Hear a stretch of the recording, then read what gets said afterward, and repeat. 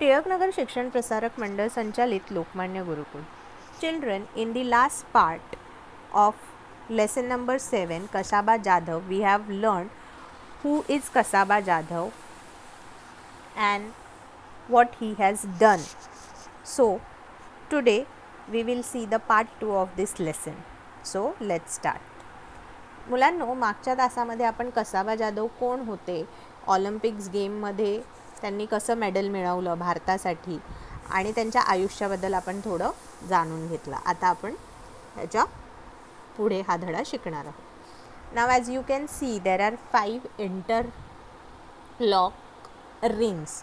इथे तुम्हाला जसं ह्या चित्रामध्ये 5 वेगवेगळ्या रंगाच्या एकमेकांमध्ये गुंतलेल्या तुम्हाला रिंग्स दिसत आहेत.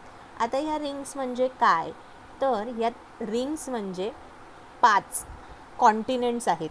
युरोप, आफ्रिका, एशिया, अमेरिका आणि ओशनिया हे जे 5 आपले कॉन्टिनेंट आहेत त्यांना हे चिन्ह दर्शवतं आणि हे ऑलिम्पिक्सचं ऑफिशियल चिन्ह आहे. ऑलिम्पिक गेम्स जे आहेत ते या चिन्हाने ओळखले जातात. ह्या ज्या इंटरलॉक रिंग्स आहेत ह्यांनी ओळखले जातात.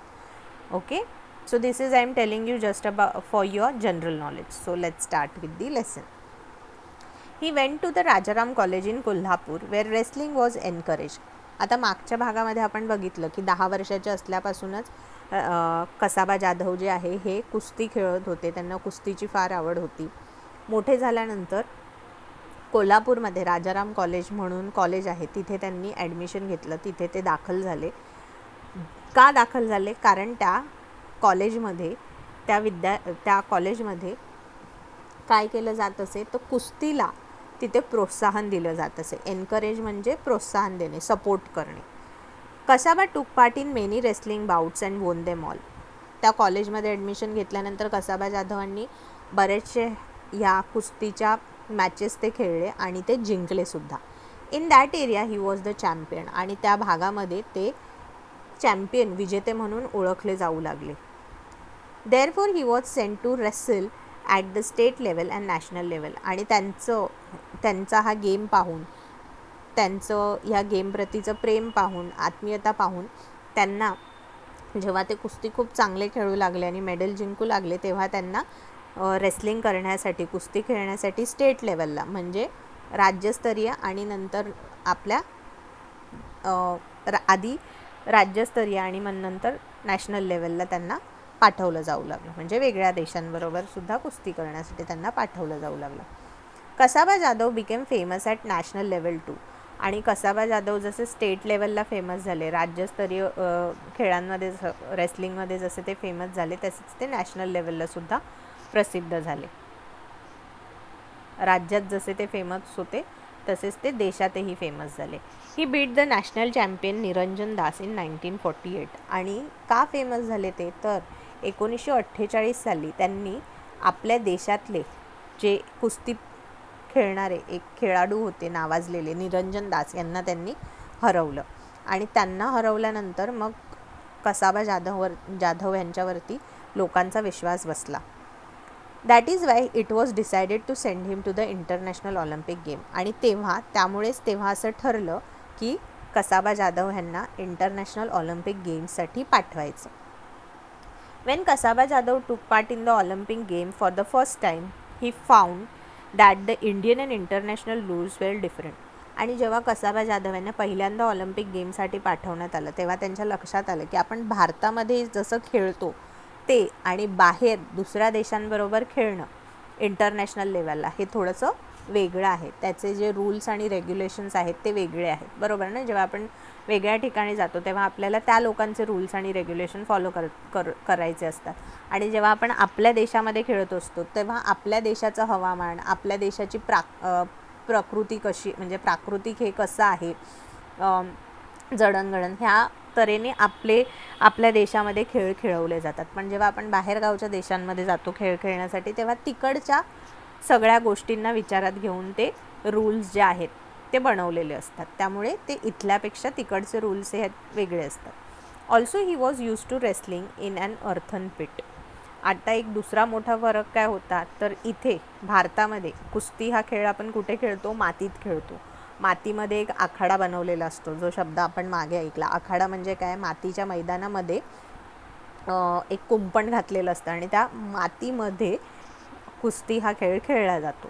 तर भारतामध्ये असं मातीत कुस्ती हा खेळ खेळला जातो, पण बाहेरगावच्या देशांमध्ये मातीत कुस्ती खेळली जात नाही, तर खाली जमिनीवरती चटई जशी असते आपल्या घरामध्ये, माहिती आहे ना, चटई आपण सतरंजी वगैरे अंतरतो, तसं खाली जमिनीवर एक चटई किंवा एक सतरंजी अशी अंथरून त्याच्यावर हा गेम खेळला जातो.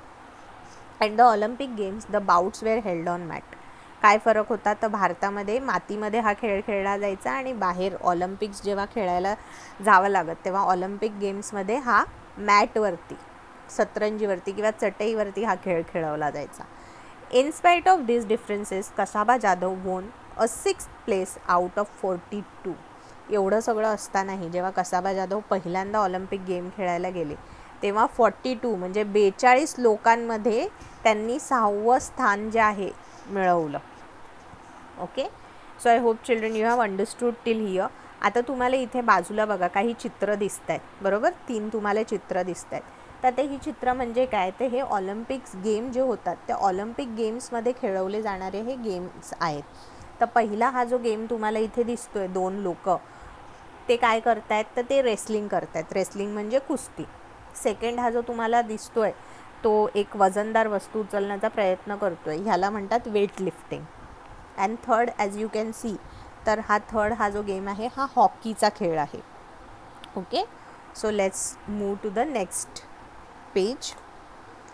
The Olympic games are held every 4 years. जसं मी तुम्हाला सुरुवातीलाच सांगितलं की ऑलिम्पिक गेम्स म्हणजे काय, तर ऑलिम्पिक गेम्स म्हणजे दर 4 वर्षांनंतर हे वेगवेगळे खेळ जे आहेत एका देशामध्ये, जगातले जितके देश आहेत त्या देशांमधले सगळे खेळाडू एकत्र येऊन खेळतात, त्याला ऑलिम्पिक्स असं म्हणतात, आणि हे दर 4 वर्षानंतर खेळवले जातात.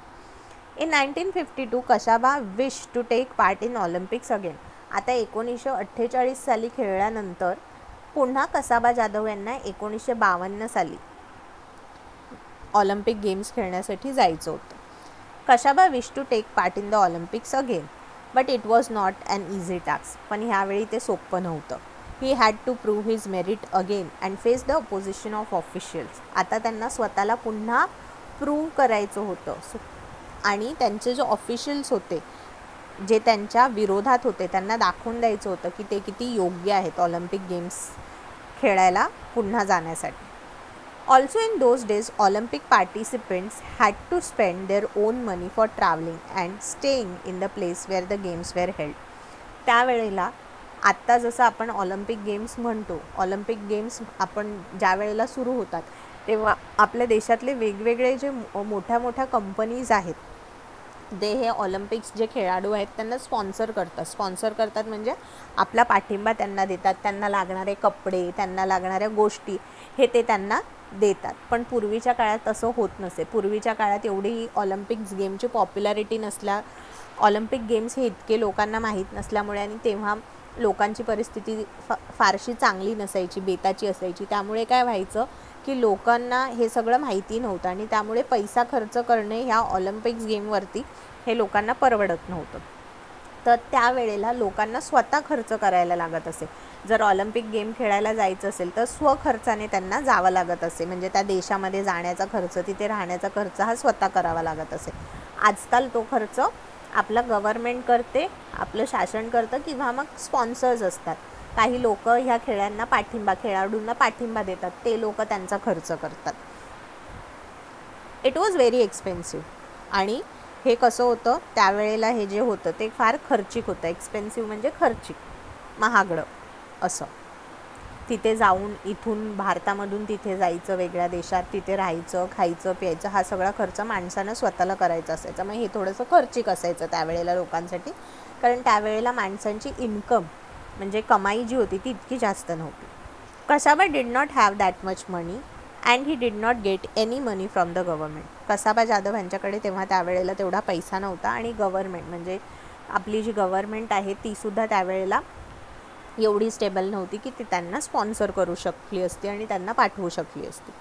त्यामुळे गव्हर्मेंटनीसुद्धा त्यांना काही हेल्प केली नाही. At last the principal of Rajaram college gave his own house to get the money. शेवटी काय झालं तर ते ज्या कॉलेजमध्ये शिकत होते त्या कॉलेजच्या प्रिन्सिपल जे होते, प्राचार्य जे होते, त्यांनी स्वतः आपलं घर जे आहे ते देऊ करून त्यांना पैसे दिले. म्हणजे ते आपलं घर त्यांनी गहाण ठेवून त्यांना पैसे दिले ऑलिम्पिक गेम खेळायला जाण्यासाठी. Other people in Khashaba's village also help, आणि त्यांच्या गावातल्या लोकांनी सुद्धा त्यांना मदत केली. The 1952 Olympics were held at Helsinki. आता हेल्सिंकी हे जे आहे हे फिनलँड नावाचा देश आहे. त्या देशाचं कॅपिटल आहे, राजधानी आहे हे हेल्सिंकी. तर 1952 सालचे जे ऑलिम्पिक गेम्स झाले ते हेल्सिंकी या ठिकाणी झाले.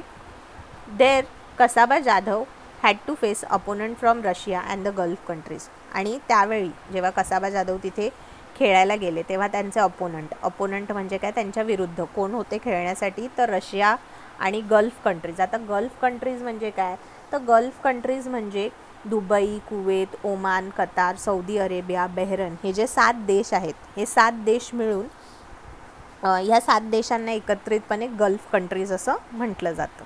ओके, सो त्यांच्या विरुद्ध तिथून आलेले लोक हे त्यांच्या विरुद्ध खेळणार होते.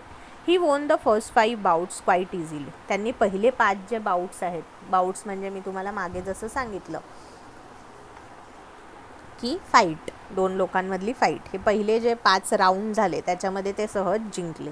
ही वोन ईच बाउट विदिन 5 मिनिट. आणि प्रत्येक मॅचमध्ये या 5 मिनिटाच्या कालावधीतच कसाबा जाधव यांना यश मिळालं. Okay, so I hope children you have understood till here this part 2. आता इथे तुम्हाला बाजूला पुन्हा काही गेम्सचे चित्र दिसत आहेत. तर हा जो पहिला गेम आहे that is football, second is boxing and third is archery. Okay, so I hope you have understood the lesson till here. Part 2 you have understood. If you have any doubt in the part 2 you can ask me. Okay, so in the next part we will see the third part of this lesson. So today we are going to stop here. Thank you.